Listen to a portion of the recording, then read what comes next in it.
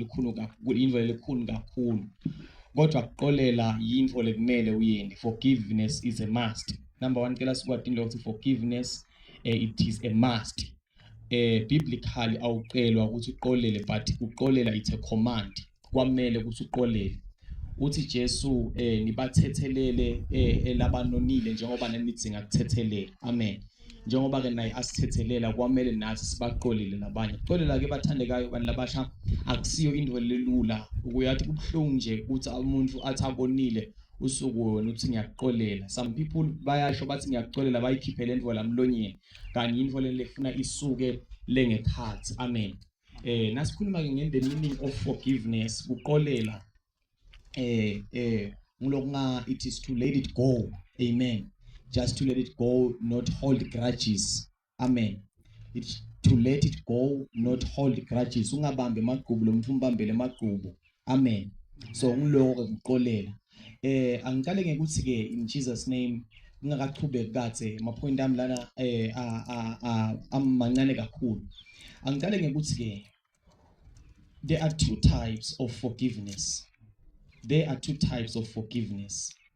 There is a forgiveness lebita ukuthi number 1 lokuthi umuntu umqolele uthi ngiyakuqolela sithandwa sami, ngiyakuqolela my brother, ngiyakuqolela mzala, singaqhubeka sibiyele siphile, singaqhubeka sishayelane, singaqhubeka siphile kanye kanye.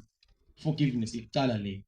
Forgiveness yesibili I said there are two types of forgiveness. Yesibili forgiveness nilethi ngiyakuqolela but ngicela singasashayelana. Ngiyakuqolela but ngicela mina nawe singasahlangani ngoba nakungenteka mina nawe sihlangana ukukhona lo ngafa.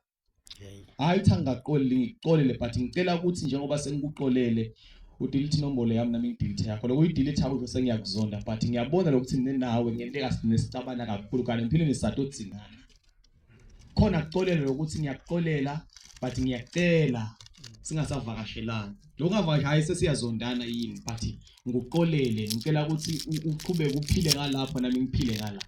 Nasidibana sitawuvuselana kamnanzi kude lokwambela omunye emagqubu ukuqolela lo. Malethi inkinga yethu sisuke sisebenzise indlela yokuqolela ukuthi umuntu uyamqolela uphinze ubuyele lo the same person lokonile, the same person lo lokusikide ngemuva. Uboka nje umuntu wakusikida kusasa ngaza kusikida uyayinda mbamba lento. Umuntu nje in Jesus name lokukhombisile ema acts ekuthi lo muntu lona angakubulala. Make sure ukuthi uyamqolela bese umbeka lapha. Ayitha kwamqolela ukumbeka umqolele but uyabona ukuthi na ungaqhubeka kumsonzeda asangakubulala. La ngibekise nje in Jesus name na umuntu uyakona uvilela umuntu ufisela ukuthi ufe. Emva kwaloko abuye athi uyaqolisa la kuwe. Usukumqolele wena ngakusasa lo muntu uyakulethela na scaftini lesithatha akulethele Tupperware athi ngiyakupha ngokuphekele na kudla na uthathe udla. Utawusheshe ufe.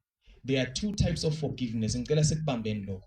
Kune forgiveness ngiyakuqolela but ngaqhubeka sibiye siphile. Ngiyakuqolela but ngicela ube ngalapho nami ngibe ngala. Hayi cha ngaqolele. I love you with the love of God but ngikuqolele. Amen. Amen.